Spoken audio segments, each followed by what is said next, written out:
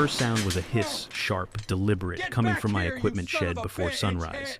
Then I saw it, both tires on my farm rig slashed open, the control panel, smashed clean through. My motion lights snapped on, exposing a shadow slipping behind the fence.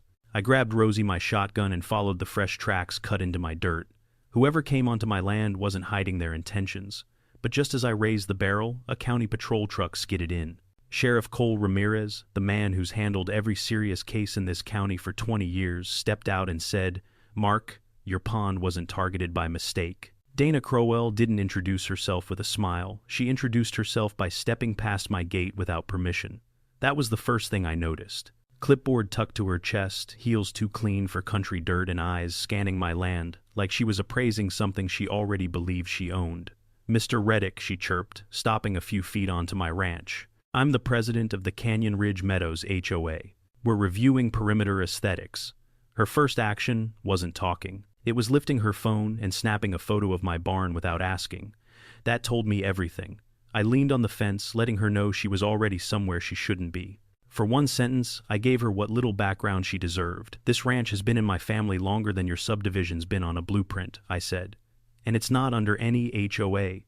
Dana didn't blink. She just wrote something on that clipboard fast, tight, like she'd already prepared her complaint. Hey. Well, adjacency creates shared expectation. There it was, her motive used once and done. Dana Crowell wanted control. All of it. I stepped closer until she had to look up. "Ma'am," I said, "a fence is a boundary, not an invitation." Her smile cracked for the first time. And when she left walking backward like she didn't trust turning her back on me, I saw her snap one more photo. The kind people take when they're planning something bigger. Tone so sugary, it made my teeth hurt.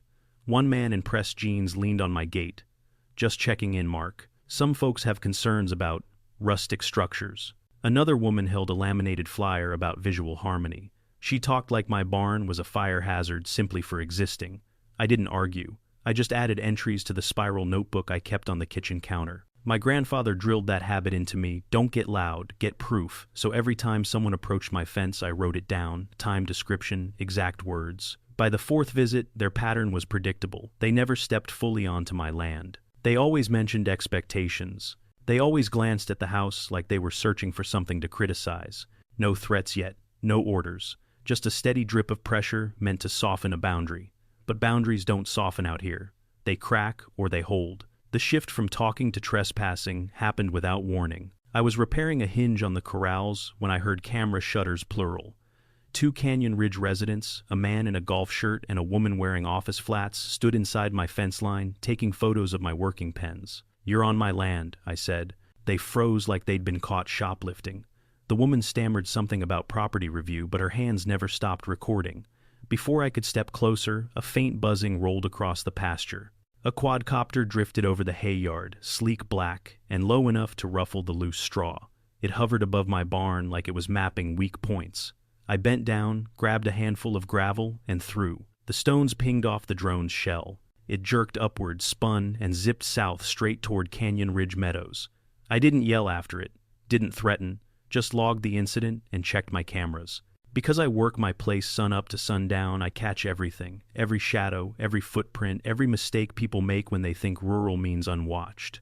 And that day, I knew this wasn't curiosity anymore. They were gathering intel. The first real hit came the following Tuesday. I found the north gate hanging, crooked chains sliced clean through. Fresh tracks, narrow, not from ranch trucks, ran across the field. 10 head of cattle had wandered nearly half a mile, milling across the county road when I reached them. It took me and 2 deputies an hour to round them back up. The whole time, the deputy kept muttering, "Someone wanted this to look like your fault." That evening, a county inspection truck rolled up. 2 staffers with clipboards talked about odor concerns from anonymous community reports. The terminology wasn't theirs. It was HOA language printed on government paper. They poked around for 30 minutes, photographed feed bins, even measured the water trough like they were building a case. Then they left without explanation. 2 days later, another truck arrived, different agency, same script. This time it was about runoff risks.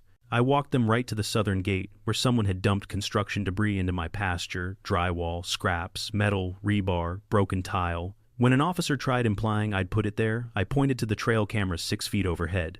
He backed off fast. As they drove away, I knew something for certain. Accidents come once, patterns come with intention. The agencies didn't slow down. A water quality crew walked around my pond bank one morning like they were casing a crime scene. One whispered to the other, HOA's filed 3 separate complaints already. 3. I handed them a USB stick containing footage nighttime shots of Canyon Ridge residents measuring my fence posts with laser tools, whispering about alignment issues.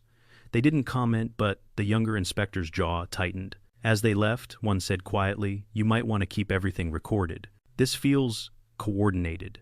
His tone told me he'd seen things like this before, paperwork used, like a weapon.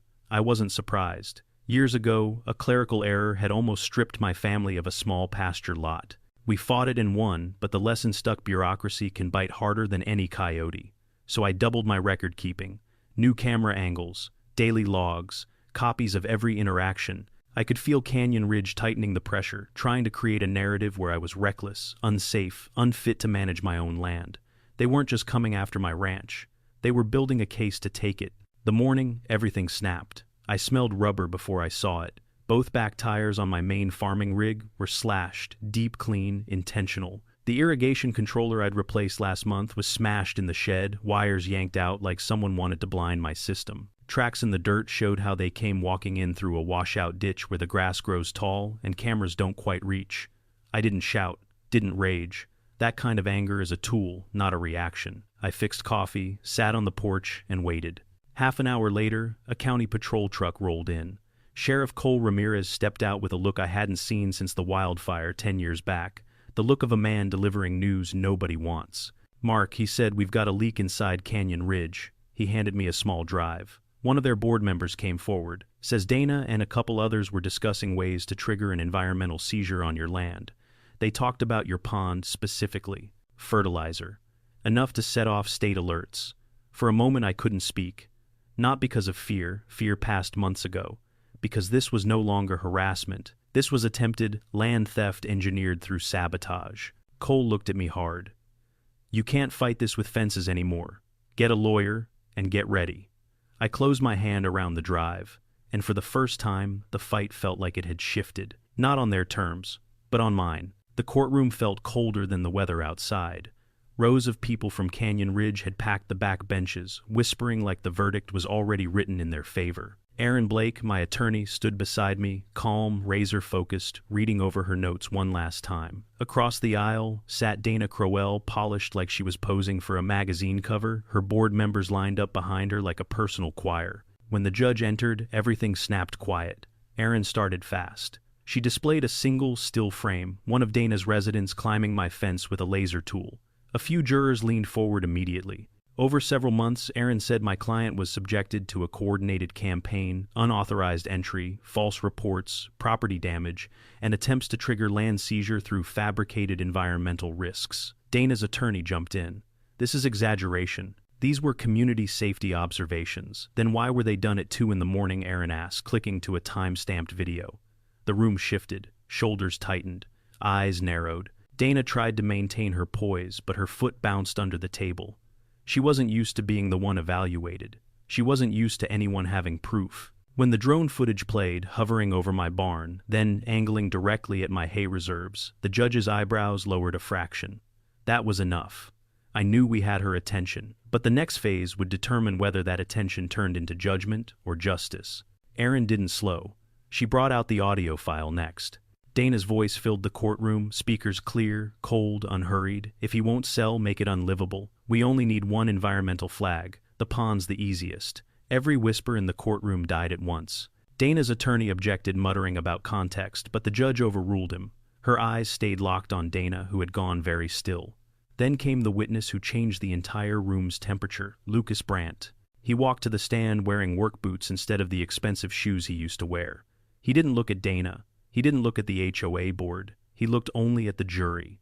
"I was hired to pressure Mr. Reddick into selling," he said. "Presented as an outside investor, but it was coordinated with Canyon Ridge. Payments came through a landscaping shell company. Same one planning cleanup operations by his pond." Aaron nodded, slid a folder across the table. "Ladies and gentlemen, these emails link the HOA president to that company's accounts." Dana's attorney tried to recover, but just then, Sheriff Cole Ramirez stepped into the courtroom from the side door. He whispered to the bailiff, who passed a note to the judge. Her face hardened. "Sheriff Ramirez, you may speak." Cole cleared his throat. Your Honor, deputies just detained 2 men at Mr. Reddick's ranch. They were carrying industrial fertilizer bags toward his pond. The bags matched the purchase orders tied to the shell company Mr. Brandt named. Gasps, then silence. Dana's lawyer sank back. Dana herself finally looked at me, not with superiority, not even hatred, with fear, because the house of cards she'd built wasn't collapsing. It was being dismantled piece by piece. Erin moved in for the final strike. She brought forward a state environmental agent who had reviewed the seized materials at my ranch. If the fertilizer had reached the pond, the agent said it would have triggered an immediate emergency response and temporary land reclamation by the state. Someone wanted Mr. Reddick declared a hazard. The jury didn't shift anymore. They were still locked in. Erin's closing was simple. These weren't misunderstandings. They were maneuvers. Each complaint, each trespass, each sabotage attempt was part of a coordinated strategy to force a rancher off his own land. Dana's turn came. She stood smoothing her blazer, forcing a smile that didn't reach her eyes. All of this, she said, was for community safety. We were worried about, the judge interrupted. Miss Crowell, community safety does not include orchestrating property damage, falsifying complaints, and attempting to engineer environmental fraud. Dana froze. The jury deliberated for less than an hour. When they returned, the foreman didn't bother with flourishes. Liable on all counts: conspiracy, harassment, environmental tampering, fraudulent reporting. Dana's board members deflated beside her, realizing they were next in the civil suits. The judge delivered the final blow. Miss Crowell, you are barred from serving in any HOA or administrative role indefinitely. Restitution is granted. Further criminal review is recommended. Dana didn't cry. But the look she gave, hollow stunned, was the look of someone who finally understood. She hadn't just lost control. She'd lost the entire kingdom she tried to build on land that was never hers. And as I stood, feeling the verdict settle deeper than victory, one truth hit hard. This wasn't the end of a fight. It was the start of getting my land back on my terms. The courthouse emptied slower than it filled. People lingered in the hallway, whispering about the verdict, about how an HOA president could end up facing both restitution and criminal review. But once the elevator doors closed behind the last juror, the noise settled into something quieter, like a storm that had finally finished ripping through and left only wind behind. I stepped outside into late afternoon sun. It warmed my shoulders in a way nothing had for months. Erin Blake walked beside me, her folder tucked under one arm, her expression calm but satisfied, like a carpenter inspecting the last nail of a long build. You did everything right, she said. Not a single step wasted. Didn't feel like that living it, I replied. Most battles don't. Sheriff Cole Ramirez pulled up in his county truck, dust spraying as he braked. He didn't smile, he never did after a major case, but the relief in his posture said enough. Tessa Navarro hopped out of the passenger side camera slung over her shoulder. Lucas Brandt climbed out from the back seat wearing the same work boots he'd worn to the stand. His gaze drifted over the courthouse like he still couldn't believe he had testified against the people who once signed his checks. Ready? Cole asked. I nodded. We rode back to my ranch together. One continuous moment, no breaks, no shifts, just the road stretching long and straight as truth. When Cole's truck rolled to a stop by my gate, the evening light draped everything in copper. It felt familiar again. Like my land recognized me, recognized itself, like things were finally allowed to settle. The others got out standing with me in the gravel. No victory speeches, no applause, just people sharing the same breath of relief.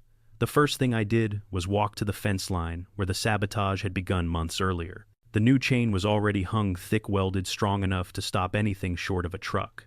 Lucas knelt beside me and tightened the last bolt on the latch.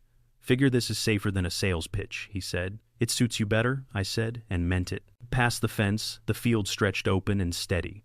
For the first time in a very long time, there were no fresh tire marks, no footprints in the wrong places, no sense that someone was watching me behind a camera lens. Just the sound of distant cattle and the quiet rhythm of land, finally untouched. We walked the property together, me, Cole, Erin, Tessa, and Lucas, like we were checking the perimeter after a storm. The air smelled of sun-warmed cedar, not diesel or cut rubber. The trenches I'd dug months back were half filled with rainwater glimmering under the low sky. Tessa filmed a bit of it, not for drama, just for record. People should see where it really happened, she said. Halfway across the yard, Erin stopped to review a message on her phone. That was the State Review Board, she said. Canyon Ridge Meadows is being placed under receivership immediately. All board decisions frozen. Every complaint they've filed is being re-evaluated. Even mine, I asked. Especially yours. Cole stood beside, her arms crossed, watching the field like he was guarding it. Dana won't be back, he said. Her influence went up in smoke the second the verdict was read. He didn't need to add the rest. Without Dana, the rest of the HOA board would fold under the review. No more drone flights. No more midnight trespassers. No more fake environmental threats. Just land. Mine. We made our way to the pond last. The water sat still under the fading light, clean and unbothered, untouched by the poison that had nearly been poured into it. Cole stepped up beside me, lowering himself to a crouch. Deputies found tire impressions matching the landscaping truck, he said. The men admitted they were sent. They named names. I didn't respond. Didn't need to. So many nights I had imagined standing here after everything was done. I thought I'd feel triumph. Maybe rage cooling into satisfaction. But the truth was simpler. I felt quiet. Solid. Like the land itself had unclenched. Lucas stood a few feet back, hands on his hips. I should have seen what they were planning earlier, he said. But I didn't. Guess I've got work to do, earning back your trust. You showed up when it mattered, I said.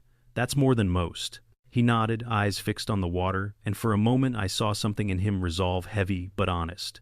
People can change. Some need a wake-up call. Some need a courtroom. Tessa stepped beside me, raising her camera. One last shot, she said. Not for the article, just for the archive. She captured the pond, the fence, the open sky. Then she lowered the camera and looked at me. What are you going to do now, Mark? The question drifted through the quiet like a loose leaf. I thought about the months of trespassing, the cut fences, the fake complaints, the drone, the sabotage, the long nights, wondering what they'd try next. I thought about the courtroom, the verdict, the way the judge's voice echoed like a closing gate. But mostly I thought about this, my boots on this dirt, the sun dropping low across land, my family held for generations, the sound of cattle moving unhurried through tall grass. I'm going to do what I've always done, I said. Feed the herd, fix what breaks, keep my gate locked, and make sure no one crosses this ground without earning the right to step on it. No one argued. No one suggested otherwise. The wind picked up, brushing across the pond, carrying cedar and dust. The kind of scent that never belongs to anyone except the people who work for it. Cole clapped my shoulder. You held the line, Mark. Most wouldn't have. Most don't have a reason, I said. I do. We all walked back toward the house, the same path, same steps, same soft crunch of gravel. A single moment stretched unbroken, carrying everything forward without leaving anything behind. By the time they headed back to their trucks, the sky had gone full orange, the kind that makes every fence post glow like steel pulled from a forge. I watched them drive off down the lane until the dust settled and the sound faded. Then I turned back to my land, quiet, steady mind, and felt the truth settle deeper than any verdict. A boundary only means something when someone is willing to stand on it and never move.